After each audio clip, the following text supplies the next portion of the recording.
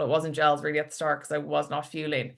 But I guess it was just breaking it down like that. And also being like to myself, okay, if you had to do this, if you and your family's life depended on it, could I do it? And every time the answer would be yes, I'd be like, okay, well then keep going.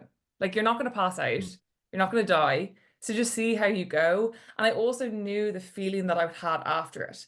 So I knew that like I never thought I'd be someone who'd be running a 10K. I never then, when I ran 12, I was like, I ran more than 10K. Look at me, I'm an athlete. And then I'd run 15 and I'd be like, okay, I can get to, you know, that kind of way, like just break Yeah. it up into really small pieces. So first marathon. First marathon. Do you want me to talk you through it? Well, first marathon was 3 years ago. Soon after the Achilles injury, or how far did you take to recover before you got into that? Good question. I remember it was cold for both, but it was in different seasons. So I think I did the Achilles maybe say like March-ish time, and then I did the first marathon on the 13th of November.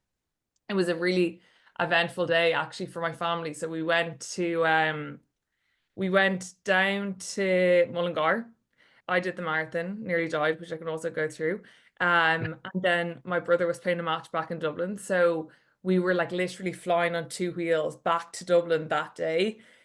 Got back, or sorry, before we got back, but when we got to the car and like, you know, I was kind of half fainting, half trying to eat. My mum's car wheels had gotten slashed. Her tires in her car had gotten slashed. What?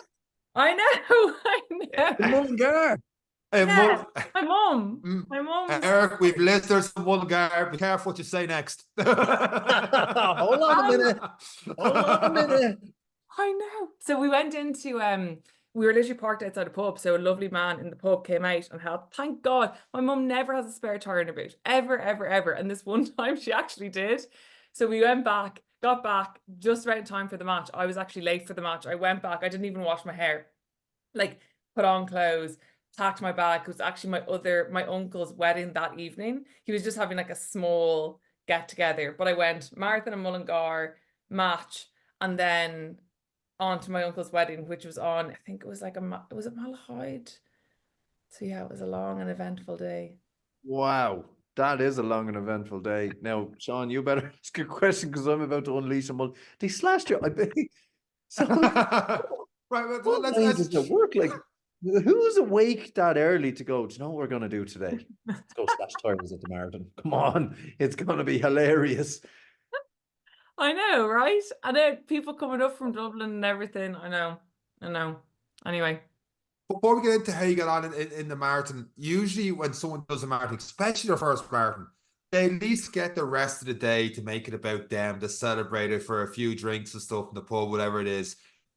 Were you a bit taken back, like in terms of like all of a sudden all the folks, oh well done, you did your marathon, but quick, we gotta go to Dublin and then get the car ready to go to Dublin for your brother's match, and then oh no, quick, don't even celebrate that. We got to get to this wedding afterwards. And it's all about different things instead of just like when I did my first marathon, I could barely walk to meet myself and Eric, and a few of us had a bit of food afterwards. I think it was TGI stuff like that. Eventually, we got in somewhere, but I could barely walk to the restaurant to get the food in. I was like, hang on, hold up, I need to like barely crawl to this place. But when we're sitting down, we're making about my accomplishments. And of course, Eric's dad didn't let us get away with that. And he just gave us awful abuse for 45 minutes. But Well, like, did you feel like it was just...